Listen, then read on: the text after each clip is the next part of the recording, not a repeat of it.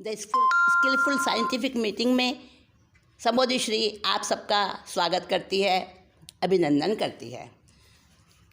दोस्तों, आपको याद होगा पिछली बार मैंने कहा था आपसे कि जैनिज़्म जो है एक साइंटिफिक रिलीजन है। साइंटिफिक बेस पर सारे लॉजिकल फैक्ट इसमें जो हैं बताए गए हैं। तो एक सवाल उठा होगा आपके मन में, did ancient Jains new science? क्या पुराने जो जैन थे, जैन सीकर्स थे, क्या वो साइंटिस्ट थे? बिल्कुल उठा होगा ये सवाल आपके मन में। हाँ, तो आपको लग रहा होगा कि भाई ऐसा कैसे हो सकता है। तो मैं आपको बता दूं कि जो हमारे पुराने खोजी थे ना, आत्मा के खोजी, ऋषि मुनि, हमारे अरिहंत तीर्थंकर, वो सचमुच में सबसे पहले साइंटिस्ट थे। वो आज की साइंस तो अब आई है लाइट में, और उन्होंने उस साइंस का यूज़ जो है ना आत्मा के लिए किया था। आत्मा की शक्तियों को बढ़ाने में किया था कि जीव जो है कैसे परमात्मा बन सकता है। हाँ, उस ऐसे लेवल को कैसे पहुंच सकता है, उस ऊंचाइयों तक हमारी आत्मा कैसे आगे बढ़ सकती है जब वो परमात्मा बन जाए। यानी जन्म मरण सब कुछ, और इवन अपनी इच्छानुसार पूरे संसार को चलाए, अपनी इच्छा से अपना भाग्य। हाँ, सब कुछ अपने हाथ में है दोस्तों। कोई इसके अंदर मतलब आश्चर्यजनक बात नहीं है, कोई चमत्कार नहीं है, सब कुछ अपने अंदर है। हाँ, सुना तो होगा आपने, मैं मानती हूँ सुना होगा, लेकिन उसको करके दिखाना प्रैक्टिकल लेवल पर वो करते थे एंशिएंट जैन, हमारे जो तीर्थंकर प्रभु थे। और वो हमारे जैसे ही थे, बिल्कुल ऐसे ही जैसे हम हैं, कमियों से भरे हुए। बहुत सारे हमारे अंदर बुराइयां होती हैं, बहुत सारे हमारे अंदर कमज़ोरियां होती हैं, वो भी ऐसे ही थे। धीरे धीरे उन्होंने अपने आप को इतना डेवलप किया, इतना आगे बढ़ाया, और हम भी कर सकते हैं, पक्का कर सकते हैं, बिल्कुल कर सकते हैं। वो साइंटिस्ट थे तो हम भी साइंटिस्ट बन सकते हैं, समझ गए ना? कैसे बन सकते हैं भाई? वो हम सब बातें करेंगे, इसीलिए तो ये मीटिंग शुरू की है मैंने। तो पहले मैं आपके सवाल का जवाब दे देती हूँ कि क्या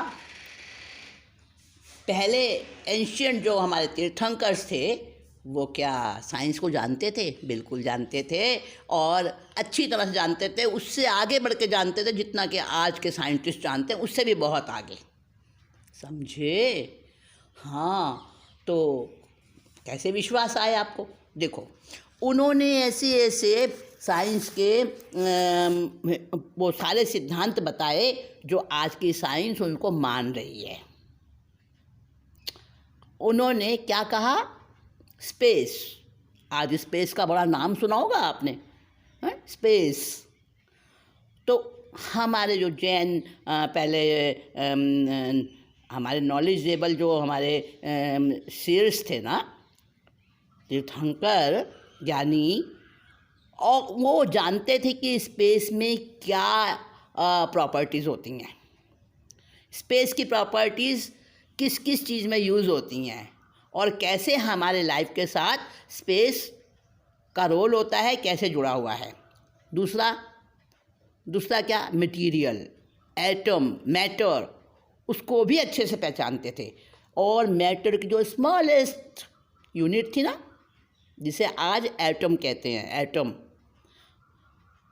वो एटम जो आज का साइंस कहता है भाई अनडिविजिबल एटम है, उसमें कोई उसका छोटा उससे पार्ट नहीं होता, स्मॉलेस्ट है वो। लेकिन आज उस स्मॉलेस्ट एटम के अंदर कितने सारे दूसरे पार्टिकल्स हैं, ज़रा बताओ तो। आपको पता है ना, इलेक्ट्रॉन, प्रोटॉन, न्यूट्रॉन तो हैं ही हैं, पॉजिट्रॉन, नेसिट्रॉन, और पता नहीं कितने कितने 200-250 पार्टिकल्स आज का वैज्ञानिक खोज चुका है उस एटम के अंदर। लेकिन लेकिन जर्नलिज्म में जो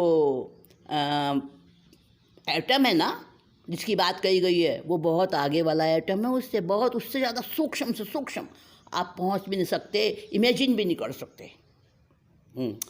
तो आज का साइंस क्या कहता है कि this universe is made of atom and a typical type of atomic structure called cells is considered as basic element of life। आज का साइंस कह रहा है कि सेल जो है, एटॉमिक स्ट्रक्चर वाला जो सेल है, एक टिपिकल टाइप है, तो वो जो है सेल, वो बेसिक एलिमेंट ऑफ लाइफ है। अब बताओ, basic element of life cell कैसे हो सकता है? क्योंकि वो जो सेल है वो तो उसकी तो स्टडी कर रहे हैं।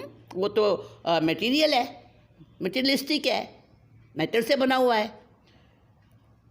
और जो लाइफ है, जो कॉन्शियसनेस है, जो सोल है, चेतना है, वो तो कुछ अलग ही चीज़ है। लाइफ का बेसिक एलिमेंट मैटर नहीं हो सकता, एलिमेंट नहीं हो सकता। वो तो कुछ ऐसा होगा जिसमें प्राण होंगे, और सेल में प्राण नहीं होते। एक बात बताओ, जब डेड बॉडी हो जाती है, कोई डेड बॉडी देखी होगी ना आपने, आजकल तो खूब डेड बॉडीज हो रही देखने को मिल रही हैं, कितने लोग मर रहे हैं, कोरोना फैल रहा है। तो जो डेड बॉडी जब डेड हो जाता है ना, तो क्या उसमें सेल नहीं रहते हैं? सेल रहते हैं ना उसके अंदर, उसकी बॉडी में। तो फिर वो डेड क्यों हो जाता है? अगर सेल जो है बेसिक एलिमेंट ऑफ लाइफ है, तो डेड बॉडी को भी उठ के हंसना, बोलना, चलना, फिरना, खाना, सुनना, सब कुछ होना चाहिए। क्यों नहीं होता उसके अंदर? नो नो नो, सेल जो है बेसिक एलिमेंट ऑफ लाइफ नहीं है, ये प्रूव होता है। उसके अंदर कुछ और है जो उसको लाइफफुल बनाता है। वो चीज़ क्या है? उस चीज़ को ढूंढा है जैनिज्म में। जैनिज्म में वो बताया है। आप भी चाहोगे ना कि वो सब चीज़ क्या है? हाँ, तो मैं उसी की बातें करूँगी आपसे इस मीटिंग के अंदर, और वही बताऊँगी आपको कि चेतना क्या है और आत्मा क्या है। चेतना और आत्मा, आत्मा और चेतना दोनों एक नहीं है। आप एक समझते हो, चेतना तो है कॉन्शियसनेस, और आत्मा है सोल। अब दो चीज़ें हैं, दो चीज़ों के अलग अलग नाम हैं। तो कॉन्शियसनेस, अवेयरनेस भी कह सकते हो उसको, उस कॉन्शियसनेस से सुपर कॉन्शियस में पहुँचे थे। कॉन्शियस को सुपर कॉन्शियस बना लिया था उन ज्ञानियों ने। उस समय तो देखो, आजकल जैसे टेलीस्कोप भी नहीं थे, माइक्रोस्कोप नहीं थे, ये कोई मशीनरीज, कुछ भी साइंस के साधन नहीं थे। और उस काल में जो ज्ञानी थे ना, वो कॉस्मोस से, यानी अंतरिक्ष से, ध्यान साधना, मेडिटेशन के द्वारा उससे कनेक्शन करते थे, अपना कनेक्ट होते थे उससे। और कहाँ? एकांत में चले जाते थे, वनों में, गुफाओं में, पहाड़ों में, और अपनी आत्मा की और अपनी उस कॉन्शियसनेस की डेवलपमेंट से पूरे टोटल यूनिवर्स को वो ऐसे देख लेते थे जैसे हम दूसरी चीज़ों को देखते हैं।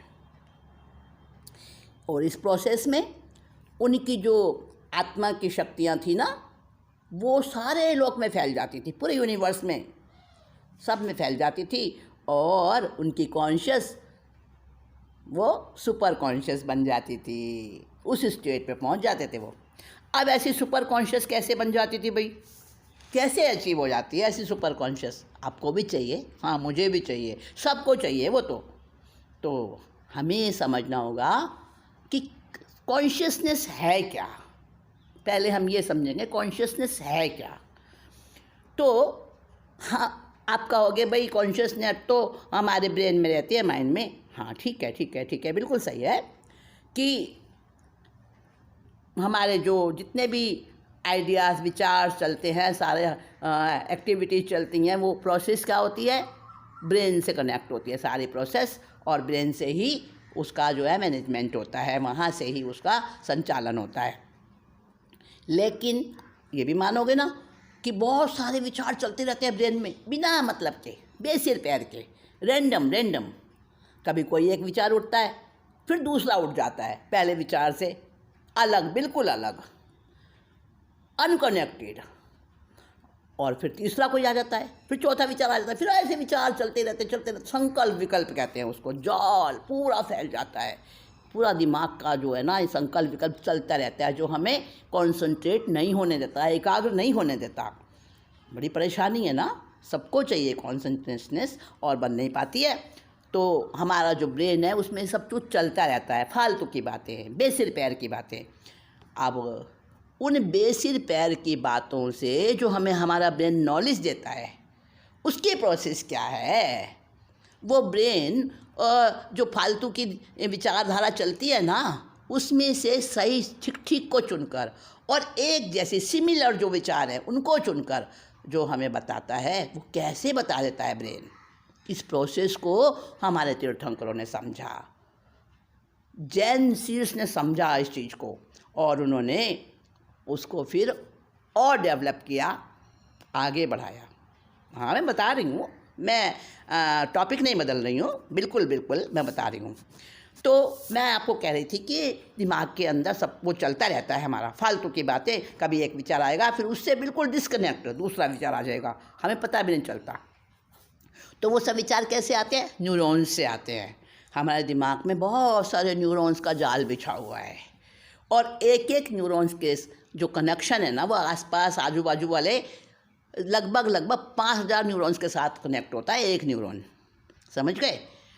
तो ब्रेन में जो कुछ हम देखते हैं, सुनते हैं, चखते हैं, सूंघते हैं, स्पर्श करते हैं, जो कुछ भी हमारा ये इंफॉर्मेशन का चलता रहता है ना सिलसिला, तो ब्रेन में क्या होता है कि न्यूरॉन्स जो है ना, वो हमारे न्यूरॉन में फिट होती जाती है, चीज़ फिट होती जाती है और स्थिर छवि बन जाती है। पर जब एक के बाद दूसरा विचार आ जाता है, तब वो उससे कट हो जाता है, पहले वाला कट हो जाता है। समझ लो, फॉर एग्ज़ाम्पल बताती हूँ। आपने अभी देखा कि एक आपको सामने गुलाब का फूल दिखाई दिया।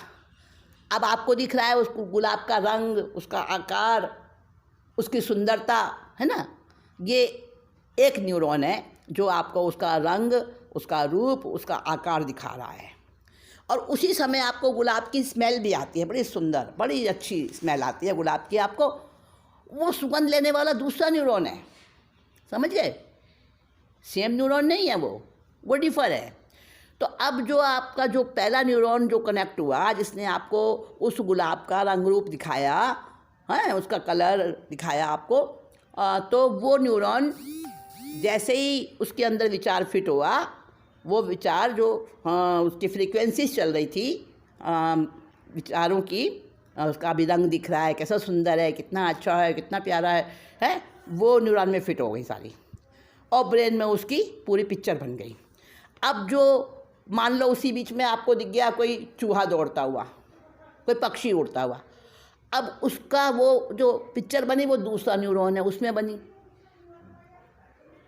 अब अगर आपको स्मेल उसी समय स्मेल का न्यूरॉन उसके साथ में जुड़ेगा, पहले वाले न्यूरॉन के साथ में, जो कि रंग रूप दिखा रहा था गुलाब का, अगर स्मेल वाला उसके साथ जुड़ गया, कनेक्ट हो गया, तब तो आपको दोनों चीज़ें साथ साथ पता चलेगी, यानी गुलाब के फूल का रंग और उसकी सुगंध दोनों आपको मालूम चलेगी एक साथ। लेकिन अगर बीच में कोई दूसरा न्यूरॉन उसके बीच में अड़ गया, दूसरा विचार बीच में आ गया, तो वो सुगंध आपको नहीं पता चलेगी, समझ गए? और ये तो मैंने एक उदाहरण बताया आपको, न मालूम कितनी चीज़ें हम देखते हैं, कितनी चीज़ें सुनते हैं। और एक काम मान लो हम खा रहे हैं, खाते समय भी हमें आवाज़ भी आ रही है, हमें टेस्ट भी आ रहा है, हमें स्मेल भी आ रही है खाने की, और हमारे को स्पर्श भी हो रहा है, सब कुछ हो रहा है, दूसरी बहुत सारी थिंकिंग भी चल रही है दूसरी बातों की।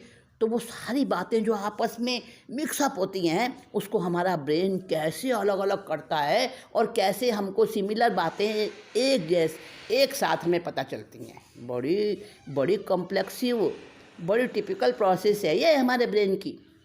और उसको सारा स्टडी किया, अनुभूति से उसको समझा हमारे उन ऋषि मुनियों ने, हमारे उन योगी महायोगियों ने, और फिर उससे समझ के और पता चलाया कि हमारी कॉन्शियसनेस किस तरह से वो एक्टिव होती है, कैसे उसका फंक्शन होता है, कैसे वो काम करती है। और फिर उन्होंने उस कॉन्शियसनेस का जो वो रैंडम वाला पार्ट था ना, फालतू की बातें आने वाला, उसको हटाया, छंटनी करी, सॉर्टिंग करी उसमें से। कैसे द स्किलफुल साइंटिफिक मीटिंग में संबोधि श्री आप सबका स्वागत करती है, अभिनंदन करती है। दोस्तों, आपको याद होगा पिछली बार मैंने कहा था आपसे कि जैनिज़्म जो है एक साइंटिफिक रिलीजन है। साइंटिफिक बेस पर सारे लॉजिकल फैक्ट इसमें जो हैं बताए गए हैं। तो एक सवाल उठा होगा आपके मन में, did ancient Jains new science? क्या पुराने जो जैन थे, जैन सीकर्स थे, क्या वो साइंटिस्ट थे? बिल्कुल उठा होगा ये सवाल आपके मन में। हाँ, तो आपको लग रहा होगा कि भाई ऐसा कैसे हो सकता है। तो मैं आपको बता दूं कि जो हमारे पुराने खोजी थे ना, आत्मा के खोजी, ऋषि मुनि, हमारे अरिहंत तीर्थंकर, वो सचमुच में सबसे पहले साइंटिस्ट थे। वो आज की साइंस तो अब आई है लाइट में, और उन्होंने उस साइंस का यूज़ जो है ना आत्मा के लिए किया था, आत्मा की शक्तियों को बढ़ाने में किया था कि जीव जो है कैसे परमात्मा बन सकता है।